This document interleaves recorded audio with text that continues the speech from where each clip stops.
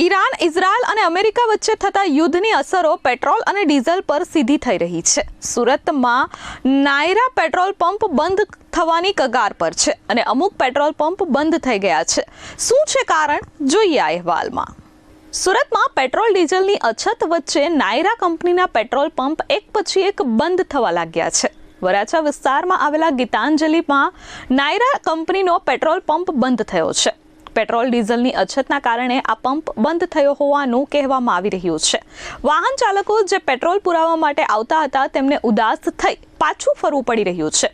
જો કે એક બાજુ સરકાર દાવો કરી રહી છે કે પેટ્રોલ અને ડીઝલની કોઈ પણ જાતની અછત નથી, પરંતુ બીજી બાજુ આજે પેટ્રોલ ડીઝલ એસોસિએશનના સંચાલકો અને હોદ્દેદારો કલેક્ટરને મળવા પહોંચ્યા હતા અને તેમને કહ્યું હતું કે કંપનીઓ તરફથી અમને સપ્લાય આપવામાં આવી રહી નથી, જેના કારણે સ્ટોકની અછત છે. બીજી બાજુ નાયરા કંપનીના પેટ્રોલ પંપ જે ડાયરેક્ટ સોર્સ પાસેથી પેટ્રોલ લે છે તેના કારણે તેમની પાસે સ્ટોક ન હોવાનું સામે આવ્યું છે અને વૈકલ્પિક વ્યવસ્થા ન હોવાના કારણે તેમને પેટ્રોલ પંપ બંધ કરવાની ફરજ પડી છે. વાહન ચાલકોએ કહ્યું કે સરકારે કોઈ વૈકલ્પિક વ્યવસ્થા કરવી જોઈએ. જે લોકોના વાહનમાં પેટ્રોલ પૂરું થઈ ગયું છે તે લોકોને શું રસ્તો લેવો? જયેશભાઈ બગડા, એને બહુ તકલીફ થશે. અત્યારે કઈ પેટ્રોલ મળતું નથી, મળે છે તો બહુ સેટું મળે છે. અહીંયા મારી ગાડી લોક થઈ ગયેલી છે તો હું ત્યાં કેમ પોગવાનો છું?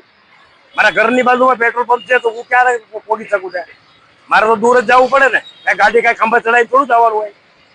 એટલે મારું કેવું મતલબ એ છે કે એરિયા વાઇઝ પેટ્રોલ પંપ, એક બે પેટ્રોલ પંપ તમે ચાલુ રાખો તો જ આ બધું થશે, નહીં તો નહીં થાય. સરદારને હાથ જોડીને વિનંતી કરું છું કે આ સમસ્યા દૂર કરો અને આ બચારા ક્યાંયથી બચારા અહીંયા આવે છે પાછા જાય છે. ઘણા તો પેટ્રોલ પંપ ગાડી મૂકીને વયા જાય છે. કારણ કે પેટ્રોલ વગર ચાલવાની જ નથી ને. તો કહેવાનો મતલબ મારું એ છે કે ભાઈ તમે આજુબાજુના એરિયામાં એક બે પેટ્રોલ પંપ તો ચાલુ રાખો. તમે આ જડબે સલંગ તમે બંધ કરી દો. હવે માનો કે અહીંયા છે તો નાના વરા હોય ને એક ખુલ્લું હોય ત્યાં તો બધું પૂરું થઈ ગયું હોય. 10 જણા ત્યાં જાય પૂરું થઈ જાય, 100 જણા ત્યાં જાય પૂરું થઈ જાય. Bureau report S24 news, Surat.